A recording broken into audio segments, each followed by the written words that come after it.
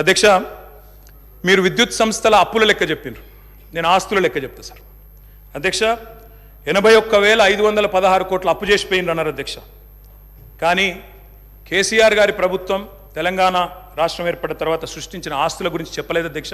ఉద్దేశపూర్వకంగా బదనాం చేయడానికి, బట్టగాల్చి మీదేయడానికి, అప్పుల సాకు చెప్పి 6 గ్యారంటీలు గొట్టెతందుకు ఒక ఉపోద్ఘాతాన్ని రూపొందించి ఇగో అప్పుల పాలైపోయింది, దివాలా తీసిందని చెప్పి తప్పించుకోవడానికి తప్ప ఇంకోటి కాదు అధ్యక్ష. అధ్యక్ష, టీఎస్ ట్రాన్స్కో అధ్యక్ష, ఇంకొక మాటలో చెప్పాలంటే అధ్యక్ష, వీళ్ళు అప్పచెప్పిపోయినాడు 2014లో. విద్యుత్ శాఖ అతి భయంకరమైన శాఖ అధ్యక్ష, అతి భయంకరమైన శాఖ, అత్యంత దురవస్థలో మాకు అప్పచెప్పిపోయినారు. అప్పచెప్పిపోయినప్పుడు ఏంది అధ్యక్ష పరిస్థితి? 2,700 మెగావాట్ల కరెంటు లోటు ఆ రోజు తెలంగాణ ఏర్పడ్డ నాడు. 22,423 కోట్ల అప్పులు మీరు అప్పచెప్పినాడు మాకు. 22,423 కోట్ల అప్పులు అధ్యక్ష. ఆనాడు ఇది ఆ రోజు మీరు అప్పచెప్పినప్పుడు అప్పులు 22,000, లోటు 2,700 అధ్యక్ష. ట్రాన్స్కో ఆస్తులు అధ్యక్ష, లెక్క వాళ్ళేమో అప్పులు చెప్పారు, నేను ఆస్తులు చెప్తున్నా. ట్రాన్స్కో ఆస్తులు వాళ్ళు అప్పచెప్పిపోయినాడు మాకు 2014లో 7,461 కోట్లు. ఈరోజు అధ్యక్ష ట్రాన్స్కో ఆస్తులు మళ్ళీ తిరిగి మేము వాళ్ళకి అప్పచెప్పినప్పుడు 24,476 కోట్ల అధ్యక్ష. జెన్కో ఆస్తులు అధ్యక్ష, టీఎస్ జెన్కో ఆస్తులు ఆనాడు 19,607 కోట్లు 2014లో, ఈరోజు 53,963 కోట్ల అధ్యక్ష. అధ్యక్ష, డిస్కామ్లు ఎన్పీడీసీఎల్, ఎస్పీడీసీఎల్ ఆ రోజు వీళ్ళు మాకు అప్పచెప్పిపోయినాడు మరి చాలా తక్కువ ఉండే అధ్యక్ష. ఈరోజు ఆస్తులు చూస్తే 59,132 కోట్లు, 81,000 కోట్ల అప్పులు అన్నారు అధ్యక్ష. కానీ ఆస్తులు మా ప్రభుత్వం సృష్టించింది మొత్తంగా కలిపితే 1,37,571 కోట్లు. ఇది వాస్తవం అధ్యక్ష. ఆస్తులు మాత్రం చూపెట్టకుండా అప్పులు మాత్రం చూపెట్టి తిమ్మిని బమ్మిని చేసి ఏదో బుకాయించేదో చేస్తాం, జాదుగర్ చేస్తామంటే కుదరదు అధ్యక్ష. 4,000 మెగావాట్ల యాదాద్రి థర్మల్ పవర్ ప్రాజెక్ట్ అధ్యక్ష, దామరచెర్ల మండలం మిర్యాలగూడలో పెట్టినాము. అది రేపో మాపో కమిషన్ అవుతుంది. తప్పకుండా దాన్ని కూడా మరి పూర్తి స్థాయిలో నిర్మించాలని ప్రభుత్వాన్ని కోరుతా ఉన్నా. 1,080 మెగావాట్ల భద్రాద్రి అధ్యక్ష, దాన్ని కూడా నిర్మించాం.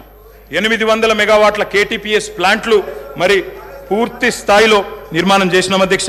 తప్పకుండా దాన్ని కూడా వారు పూర్తిగా మరి సవ్యంగా ముందుకు తీసుకొని పోవాలని కోరుతా ఉన్నా అధ్యక్ష. అధ్యక్ష, ఇంకా విద్యుత్ రంగానికే వస్తే నేను ఒక మాట అడుగుతా ఉన్నా అధ్యక్ష. ఉదయ్ స్కీమ్లో చేరినాం అధ్యక్ష. కేంద్ర ప్రభుత్వం ఆనాడు మమ్మల్ని అడిగింది, డిస్కామ్లు లాస్ట్లో ఉన్నాయి, ఉదయ్ అనే స్కీమ్ తెస్తున్నాము, ఆ డిస్కామ్లకు ఉన్న అప్పుల్ని మీరు స్టేట్ బ్యాలెన్స్ షీట్ మీద తీసుకోండి, మెయిన్ బడ్జెట్లో తీసుకోండి అంటే ఆనాడు స్టేట్ బడ్జెట్ మీద మీరు వదిలిపెట్టిపోయిన అప్పుల్ని 11,000 కోట్ల అప్పులు డిస్కామ్లకు ఉంటే వాటిని తీసుకోవడమే కాకుండా 9,000 కోట్లు చెల్లించిన ఘనత కేసీఆర్ గారి ప్రభుత్వం అనే మాట వారికి నేను విజ్ఞప్తి చేస్తా ఉన్నా అధ్యక్ష. ఇంకొక మాట, ఇక్కడ విద్యుత్ శాఖ మంత్రి గారు లేరనుకుంటాను అధ్యక్ష, ముఖ్యమంత్రి గారి దగ్గరే ఉందేమో, బట్టి గారి దగ్గర ఉన్నట్టుంది అధ్యక్ష. బట్టన్న కూడా వినాలా అధ్యక్ష. విద్యుత్ సంస్థలు, విద్యుత్ ఉత్పత్తి కేంద్రాలకు ఒక ప్రత్యేకత ఉంటుంది అధ్యక్ష. సెల్ఫ్ హైపాతికేషన్ ఉంటుంది అధ్యక్ష. సెల్ఫ్ హైపాతికేషన్ అంటే ఏంది అధ్యక్ష? అంటే ఆస్తుల నిర్మాణం జరుగుతూ ఉంది కాబట్టి ఒక అప్పు తీసుకొచ్చి పిఎఫ్సి ద్వారానో ఆర్ఈసీ ద్వారానో దబ్బను ఒకవేళ అప్పు కట్టకపోతే ఆ విద్యుత్ కేంద్రాన్ని పూర్తిగా ఓనర్షిప్ తీసుకొని అమ్మేసి కావాలంటే అప్పును పూడ్చుకునే శక్తి ఉంటుంది అధ్యక్ష. అంటే ఆస్తి సృష్టిస్తే అప్పు కట్టడానికి పరపతి ఉంటుందనే ఉద్దేశంతో దాన్ని సెల్ఫ్ హైపాతికేషన్ అంటారు. అక్కడ గవర్నమెంట్ ఇచ్చేది కేవలం గ్యారంటీ మాత్రమే, బట్టన్న మీరే ఫైనాన్స్ మినిస్టర్ కూడా. కాబట్టి దాన్ని ఏదో 81,000 కోట్ల అప్పు అని చెప్పి ఇవాళ ఆ గృహజ్యోతి అనే కార్యక్రమం నుంచి మీరు ఏదో ఎగ్గొట్టడానికి తప్పుకునేటట్టు ప్రయత్నం చేస్తున్నట్టు కనబడుతుంది తప్ప ఇంకోటి కాదు.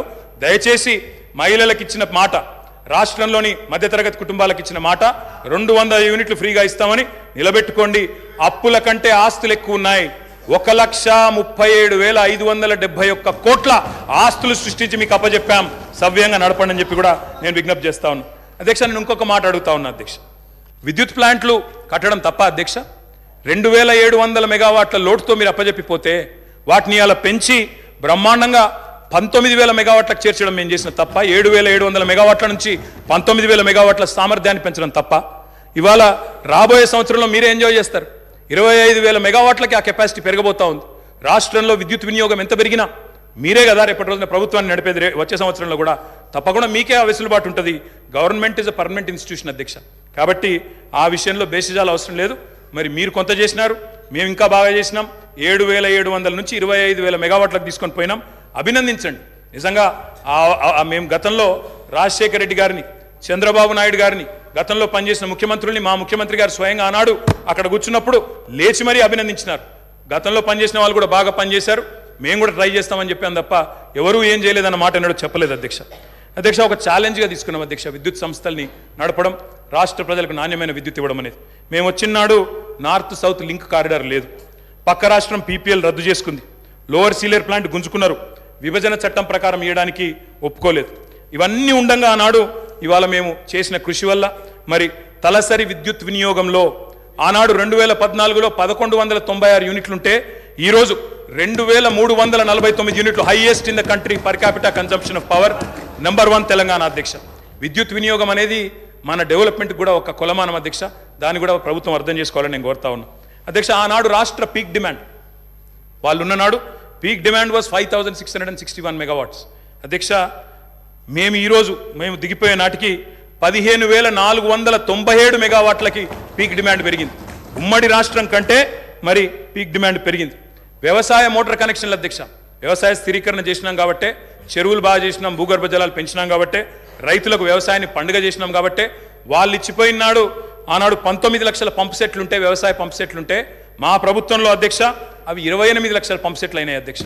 ఒక్క రైతులకు విద్యుత్ ఇవ్వడానికి ఉచితంగా 24 గంటల ఉచిత విద్యుత్ ఇవ్వడానికి అధ్యక్ష మేము ఖర్చు పెట్టింది సంవత్సరానికి 1000 కోట్ల రూపాయలు అధ్యక్ష. మొత్తంగా చూసినట్టయితే అధ్యక్ష 12,000 కోట్ల అధ్యక్ష, సంవత్సరానికి 1000 కోట్లు, సంవత్సరానికి 10,000 కోట్లు మన్నించాలి అధ్యక్ష. విద్యుత్ ఉత్పత్తి సరఫరా వ్యవస్థను మెరుగుపరచడానికి, అస్తవ్యస్తంగా ఉన్న డిస్ప్రపోర్షనేట్గా ఉన్న డిస్ట్రిబ్యూషన్ చక్కగా చేయడానికి మేము పెట్టిన ఖర్చు అధ్యక్ష 98,726 కోట్లు అధ్యక్ష. మాటలతో, ఊకదంపుడు ఉపన్యాసాలతో, ఎటుబడితే అటు గావు కేకలతో విద్యుత్ సంస్థలను సరి చేయలేము అధ్యక్ష. పెట్టుబడి పెట్టాలి. పెట్టుబడి ఉత్పాదక రంగంలో పెడితే దాన్ని పెట్టుబడిగా చూడాలి తప్ప అప్పు అని మాట్లాడడం అనేది శుద్ధ తప్పు అధ్యక్ష. మేము ఇంకొక లెక్క చెప్పాలి అధ్యక్ష. వారు మాకు అప్పజెప్పిపోయినాడు ఉన్న 400 kV సబ్స్టేషన్లు తెలంగాణలో 6, ఈరోజు 28 అధ్యక్ష. మేము 2014లో బాధ్యతలు చేపట్టినాడు 220 kV సబ్స్టేషన్లు 51, మేము కట్టింది 10 ఏళ్లలో మరొక 52, మొత్తం కలిపి ఈరోజు 103 220 kV సబ్స్టేషన్లు. 132 kV సబ్స్టేషన్లు నాడు 176, ఈరోజు 252. 33/11 kV సబ్స్టేషన్లు ఆనాడు 2138, ఈరోజు 3221. కరెంటు లైన్లు ఆనాడు హై టెన్షన్ లైన్లు తీసుకుంటే అధ్యక్ష 2014లో 16,379 కిలోమీటర్లు, ఈరోజు మేము దిగిపోయే నాటికి 28,446 కిలోమీటర్లు. లో టెన్షన్ లైన్లు ఆనాడు 4,89,000 కిలోమీటర్లుంటే మేము దిగిపోయే నాటికి 6,52,000 కిలోమీటర్లు. మరి మేము పని చేసినామా లేదా, ఈ ఆస్తులు శాశ్వతంగా తెలంగాణకు దక్కుతాయా లేదా మీరే ఆలోచించాలా, చూసే ప్రజలే ఆలోచించాలని చెప్పి నేను కోరుతా ఉన్నాను అధ్యక్ష. రైతు పొలం ఎండిపోకూడదు అనే ఒక కమిట్మెంట్తో ఆనాడు కేసీఆర్ గారు పడ్డ తపన అధ్యక్ష. ఓపెన్ మార్కెట్లో, ఎందుకంటే 2,700 మెగావాట్ల లోటుతో ప్రారంభమైంది మా ప్రయాణం, అందుకే ఓపెన్ మార్కెట్కి పోయినాం. ఎంత ఖర్చైనా వెరవకుండా, రైతు పొలం ఎండనీయకుండా 10 ఏళ్ళు నడిపినాం అధ్యక్ష. ఒక్క సంవత్సరం కూడా క్రాప్ హాలిడే ఇవ్వకుండా నడిపిన ఘనత గౌరవ పెద్దలు కేసీఆర్ గారికి దక్కుతుంది అధ్యక్ష. విదేశీ బొగ్గు దిగుమతితో ఎన్టీపీసీ లాంటి ఇతర సంస్థల కరెంట్ రేట్లు విపరీతంగా పెరిగినాయి అధ్యక్ష. పెరిగిన తర్వాత కూడా మరి వాళ్ళు మా మీద అదనపు భారం మోపినారు. 12,718 కోట్ల ట్రూ అప్ ఛార్జీలు మా మీద వేయబోతే, ఆ ట్రూ అప్ ఛార్జీలు కూడా వినియోగదారుల మీద, రైతుల మీద, మహిళల మీద, గృహాల మీద వేయకుండా మొత్తం కూడా భరించింది ఆనాడు తెలంగాణ ప్రభుత్వం అధ్యక్ష. 12,718 కోట్ల అదనపు భారాన్ని కూడా మోసినాం. ఇవాళ అప్పులు మాత్రమే చెప్పి ఆస్తుల గురించి చెప్పకుండా తప్పించుకుంటామంటే కుదరదు అధ్యక్ష. నేను అడుగుతా ఉన్నా అధ్యక్ష, ఈ ప్రభుత్వాన్ని మాకు దృఢమైన చిత్తం ఉంది. మోటార్లకు మీటర్లు పెట్టం అని తెగేసి చెప్పినాం. అదనంగా 25-30 వేల కోట్లు నష్టం వస్తున్నా తెగేసి గట్టిగా నిలబడ్డం, రైతులకు అన్యాయం చేయమని చెప్పినాం. ఈ ప్రభుత్వం ఆ మాట మీద నిలబెడుతుందా లేదా మోటార్లకు మీటర్లు పెడతదా చెప్పాలని చెప్పి కూడా నేను గౌరవ ముఖ్యమంత్రి గారిని కోరుతా ఉన్నా. రాష్ట్రంలోని రైతులందరి పక్షాన కూడా తప్పకుండా ప్రశ్నిస్తా ఉన్నా. ఉచిత విద్యుత్తును ఊడగొట్టే పన్నాగాన్ని ప్రతిఘటించిన అధ్యక్ష. నేను ఒకటే కోరుతా ఉన్నా, కొత్తగా వచ్చిన ప్రభుత్వం ఒకటి కోరుతా ఉన్నా అధ్యక్ష, విద్యుత్ విషయంలో 3 గంటల కరెంటు, 10 HPల మోటార్లు, ఆ మాటలు వినవద్దనే కోరుకుంటున్నాం అధ్యక్ష. 24 గంటల కరెంటే ఉండాలని కోరుకుంటున్నాం. వ్యవసాయానికి 24 గంటల కరెంటే ఉండాలా, గృహాలకు 24 గంటల కరెంటే ఉండాలా, పరిశ్రమలకు కూడా మళ్ళీ పవర్ హాలిడే ఇచ్చే దుస్థితి రాకూడదని కోరుతా ఉన్నాం. వారే పిలుపునిచ్చారు అధ్యక్ష, కరెంటు బిల్లులు కట్టొద్దు, మేము వచ్చేస్తున్నాం కట్టకండి అన్నారు. మరి రాష్ట్రంలో ప్రజలు కట్టబోవడం లేదు. మరి వెంటనే మీరు గృహజ్యోతి కార్యక్రమాన్ని ప్రారంభించి మరి ఆ ఇచ్చిన హామీని కూడా నెరవేర్చాలని చెప్పి కూడా నేను కోరుతా ఉన్నా అధ్యక్ష.